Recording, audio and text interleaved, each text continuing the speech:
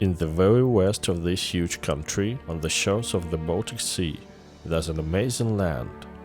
This is the Kaliningrad region, the smallest and the youngest region of Russia. Its island located among the European states outside its native territory. And many centuries ago, the people of the Prussian lived here. The memory of them was preserved only in legends. Today, we'll visit the city of Neman, standing on the bank of the river of the same name. Once, these were the lands of one of the Prussian tribes, the Sklavans. They have gone into eternity, but their memory has been preserved in the ancient legend that you will hear now.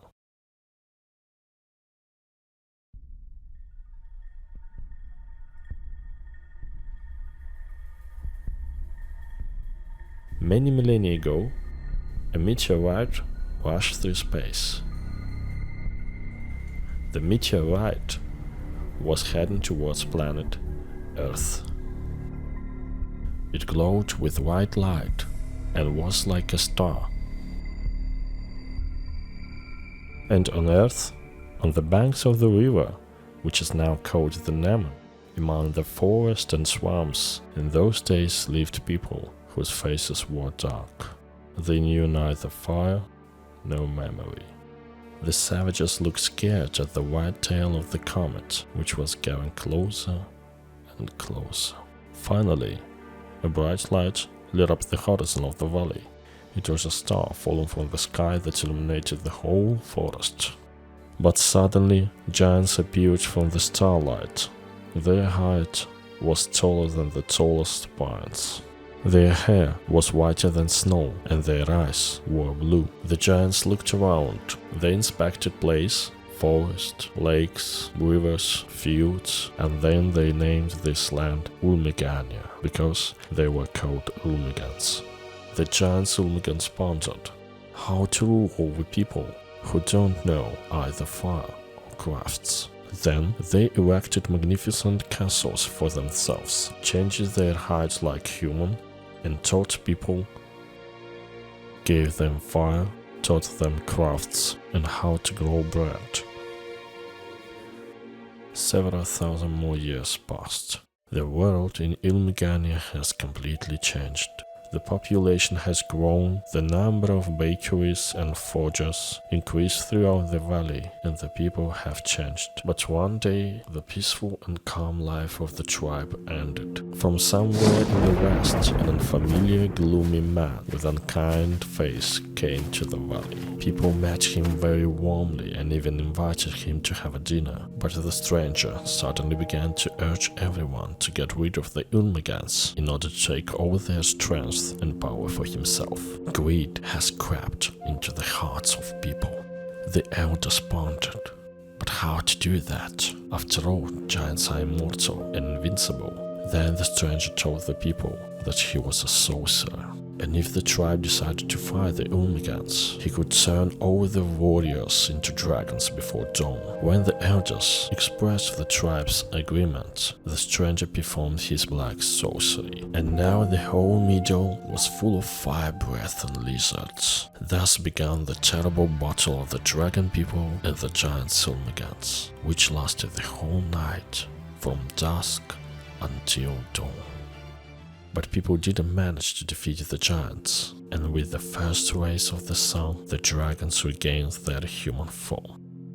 The Ulmigans, who gave the savages great knowledge and for thousands of years took care of them and protected them, were terribly angry. No prayers and tears could picture their hearts. Ulmigans took away the human form and fire from some people and turned them into hairy forest creatures, the Macabets. From the other, they took away human appearance and strength and turned them into cowardly dwarfs, Bastuks, who still lived in the roof of trees. The three surviving brothers Tilza, Vilman, and Rombin set off to meet their fate. And only the leader of the Ulmigans and his daughter Regina remained standing on the bank of the river, which in centuries will be called the Neman. Well, said the giant, looking into the eyes of his daughter, it's time for me to leave these lands. Do my last will."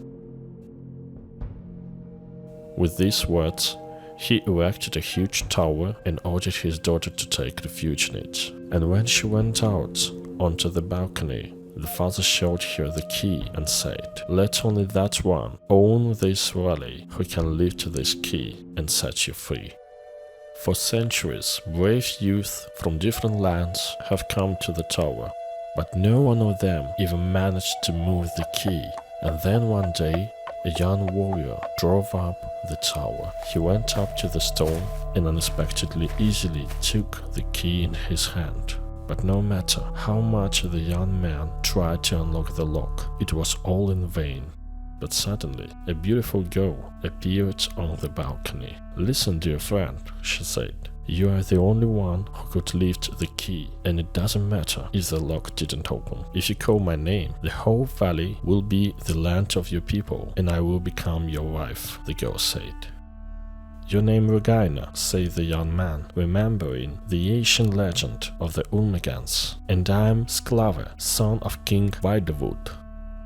"Now you are the master of this valley," said Regina, leaving the castle, "and from now your tribe will be called Sklavins." The legend about one of the Prussian tribes ends.